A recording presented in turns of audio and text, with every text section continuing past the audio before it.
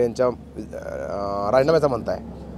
राजीनाम्यापाशी बघा खाली कोण काय करतं आहे, त्या नेत्याच्या अनेक कार्यकर्ते, आमचेही कार्यकर्ते काय आगापांग करत असतील तर त्याला आम्ही किती जबाबदार असू.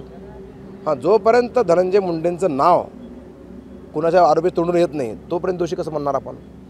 त्यामुळे वाल्मिक कराड दोषी आहेत का नाही ते आता CID ठरवेल. आता यासाठी आज पण तेली साहेबांनी चार्ज घेतलेला आहे. मुंडे दोषी असं म्हटलं जात नसलं तरी सुद्धा वाल्मिकी कराड आणि त्यांचे असलेले संबंध यामुळे कुठेतरी चौकशी प्रभावित होऊ शकते असं विरोधकाचं म्हणणं आहे. नाही, नैतिकतेच्या मुद्द्यावर राजीनामा द्यावा. नैतिकचा ज्याने त्यांनी विचार करत असतो, नैतिकतेचा विचार ज्याने त्याने अंतर्मुख होऊन विचार करायचा विचार असतो, त्याला आम्ही सांगायची काय गरज आहे. मुख्यमंत्र्यांची आपण भेट घेतली होती.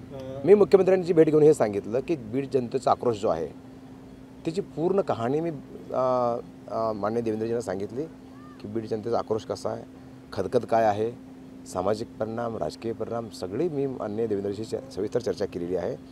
माननीय मुख्यमंत्री त्यावेळेस त्यांनी ठाम होते. त्यावेळेस मग तुम्हाला आठवत असेल की सगळ्या मुसक्या आवळल्या गेल्या, सरेंडर व्हायला गेले सगळे. आता हे 2-3 फरार आहेत, हे कुठं असतील गल्लीवळात लपलेले, ते सापडतील लवकरच, काय काळजी करू नका. 22 दिवस होऊन गेलेले तर मुख्य आरोपी आहेत 3, इथे फरार सापडत नाही. पूर्ण आपलं पथक पूर्णपणे त्यांच्या पाठीशी आहे.